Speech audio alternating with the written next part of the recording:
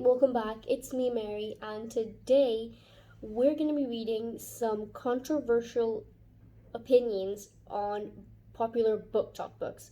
Starting off with the Shatter series, which I have with me right here, and have the first one on me right now.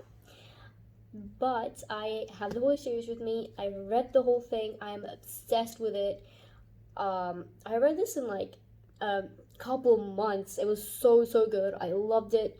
I would totally recommend everybody here to read it, despite the fact that we're going to be reading some rather negative reviews about it right now. But absolutely amazing series. So yeah, you should definitely read it. So I went on Goodreads and scrolled to the 1-star reviews, and I picked out some of the ones that I thought were arguably kind of that I could actually agree with, despite being a huge fan. And some of them are just absolutely hilarious, and they sound so funny I had to include them. So yeah, let's get into reading them. Okay, so number 1, this person said, the main character is whiny and selfish the whole time. If you're gonna write a book about an empowered female main character, they'll learn from this book on what not to do. She whines the entire time about BS. All she cares about is getting touched by any males willing to do so, and she's obsessed with herself. It's annoying, and I've been irritated with the entire series. I've already paid for it, so I guess I'll finish it. But I've never rolled my eyes and asked why about anything in my life. The storyline is great. The main character literally kills me. Would love to read the story in anyone else's POV. Well, when you do get into the other books, you do get POVs from other people like Aaron, Kenji. But yeah, this one I actually had to include it because I somewhat agree with it, because when I started reading this series at first, I also got so irritated with Juliette because she has been complaining ever since we start reading, and I actually got really sick of it. Like, I had to physically put the book down and like slam my head in the wall, like, what the fuck is she saying? Because there's a lot of description about her feelings, and the way it's described, it's kind of irritating because you're describing like she's angry or something, and it's described in so much depth and detail that it actually pisses me off. Like, just say she's angry. Just say it in 1 or 2 lines, we get the point. But no, we have paragraphs and paragraphs of explaining how angry she feels or how sad she feels, and these are the 2 emotions she experiences throughout the whole series. I sound like a hater, but I promise I love this series. It's just this one thing that I've been waiting to vent about for such a long time. She did piss me off, but I do agree with this person. An empowered female main character. At the beginning, she just sounds like a 5-year-old brat. She's the niece that comes over to your house and starts whining and complaining and asks if you had games on your phone. Juliette is that kid. She's that niece. And to be honest, I kind of agree with this person. And when they said we'd love to read this story in anyone else's POV, like I said, we do have this in the other books from Aaron's POV, and I also think there was Adam's POV in here. And comparatively, they are not as annoying. They're not as annoying. They don't piss me off as much, because the whole POV from Juliette is just about her feelings and about her complaining about everything that's happening. Literally anything could be happening, she would complain. She'd literally start talking like, oh my god, the depression hit me like a wave, and then I was drowning in deep sorrow and a storm of regret and blah blah blah. The whole story. Whole time, this bitch wants to keep complaining and complaining. Like, be grateful, okay? You are dating Aaron Warner. I would never complain a minute in my life if you had Aaron Warner with you. It's too much. Juliette, I get it that you're in an asylum. I get it, nobody can touch you and all that stuff, but shut the fuck up. That's all I ask. Kind of got a little too angry on the last one. But here's number 2. Hate it. None of it makes sense, and the constant use of similes is not cute. Yes, I agree. It's trying so hard to be deep, but it misses the mark by miles. Eren is supposed to be hot, and that's the only reason I'm reading this, but I have no clue why people are simping. It had me cringing majority of the time. Just no. Okay, girl. You don't get why people are simping? Are you seeing these quotes that I'm putting up on the screen right now? And you don't know why people are simping? No? You don't know. Okay. Okay, this one really hit a nerve. It hit a nerve. You have no clue why people are simping. Okay, that's ridiculous.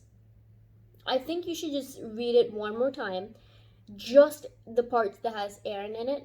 Read it one more time and ask yourself, why are they simping? And maybe you'll get the answer. But again, I agree, the use of similes, it was too much. As in, I love similes and metaphors in writing. I think they really give you a deep insight on the character's emotion and current state. But the overuse of it really disgusts me. Isn't it? It makes the book feel weird. It's disgusting. That's the word I'm using, disgusting. It just makes me feel sick to my stomach. It really, it's disgusting. It's too much, it's too much.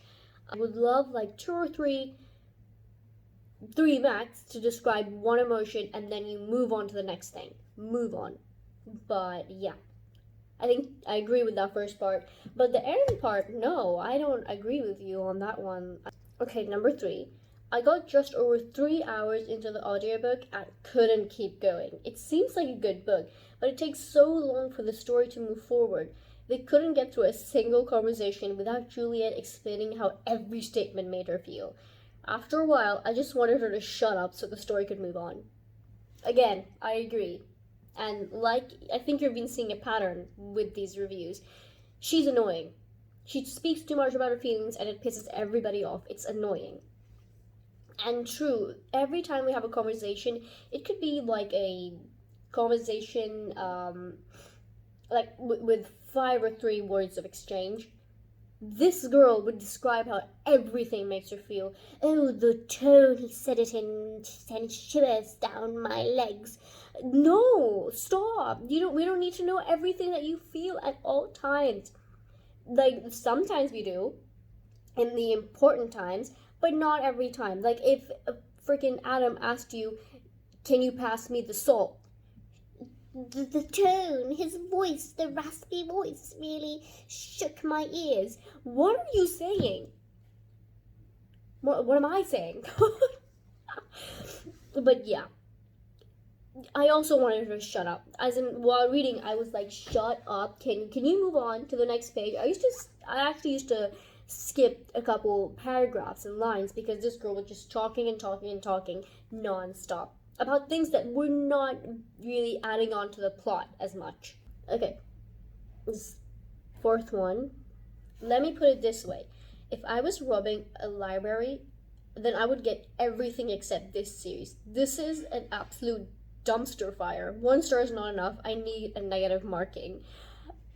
Wow. Okay, I think this person really, really hates it. They didn't specify why exactly, but they really hate this. I love the term dumpster fire. I'm just gonna start using it now. I love this term.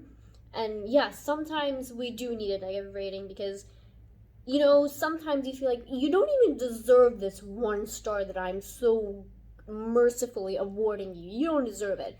I'm just putting it so that I can give you a review. But yeah, I feel their anger and pain through this one review that they wrote. Need a negative marking. We do. Everybody needs negative marking to really vent their feelings and emotions. Okay, so this last one is just purely funny. This is the worst book I've ever read. I don't know if other people are even reading the same book as me. The main character keeps saying touch me all the time. It's really uncomfortable. Yes, in the first book, she has been talking about how she just wants to be touched. This girl is touch starved, and it's at a point, it gets really weird. Like, it did get a little weird. I mean, if you read some of the lines without context, it is a little creepy. It's like, girl, stop, get help. It's that kind of weird without context. But all she does, all she wants is to be touched, which, I mean, I can understand if you've been born with that thing where people die if they touch you, but is that all you can think about on a daily basis? You wake up and you want to be touched, you go to sleep, you want to be touched, you eating a meal, you want to be touched. It's too much sometimes. But yeah, that was the last one. It made me laugh so much I had to include it in here. Anyways, that's all I have for this video. Let me know if you enjoyed, let me know if you agree with any of these reviews that we've read, and I'll be back with another video soon.